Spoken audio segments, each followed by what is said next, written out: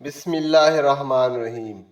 Knowledge book के सामाईन इकराम अस्सलाम वालेकुम। सामाईन, आज हम आपको कुरान पाक की सूरत अखलास की फजीलत बयान करेंगे, और उससे पहले आपसे गुजारिश है कि चैनल को सब्सक्राइब करें, लाइक करें और बेल आइकन के बटन को प्रेस करें ताकि हर नई आने वाली वीडियो आपको मिल सके।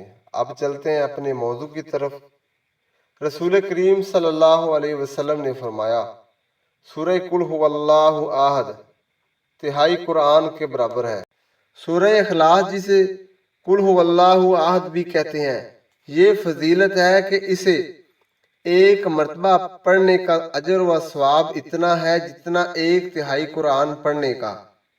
गोया इसको 3 मरतबा पढ़ लेने से पूरे कुरान का सवाब मिल जाता है।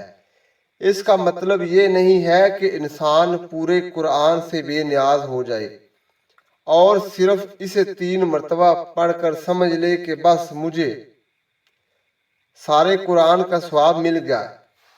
इसलिए कि किसी चीज के बराबर अजर व सवाब का मतलब ये नहीं होता कि अब दूसरी चीज का एहतमाम करने की जरूरत बाकी नहीं रही। जिसे रसूल करीम सल्लल्लाहु अलैहि वसल्लम ने फरमाया, रमजानुल मुबारक में उम्रा करना मेरे साथ हज करने के बराबर है। तो इसका ये मतलब नहीं कि अब हज करने की जरूरत बाकी नहीं रही।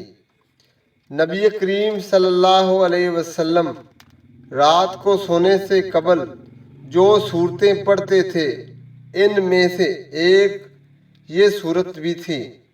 बाज़ सुहाबा हर रकात में दीगर सूरतों के साथ इसे भी जरूर पढ़ते, जिस पर नबी करीम सल्लल्लाहु अलैहि वसल्लम ने फरमाया, तुम्हारी इसके साथ मोहब्बत तुम्हें जन्नत में ले जाएगी।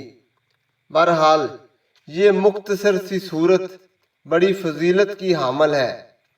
इसमें इन लोगों का भी रद्द है जो मुतअद्दिद खुदाओं के कायल हैं, क्योंकि इसमें अल्लाह ताला की वहदानियत का असबात है। इनका भी रद्द है जो अल्लाह के लिए औलाद साबित करते हैं। इसमें बतलाया गया है कि ना इसने किसी को जना है ना वो जना गया है। इसी तरह इनका भी रद्द है जो दूसरों को इसका शरीक गर्दानते हैं या जो सिरे से वजूद बारी ताला ही के कायल नहीं। इस लिहाज से ये बड़ी जामिया सूरत है।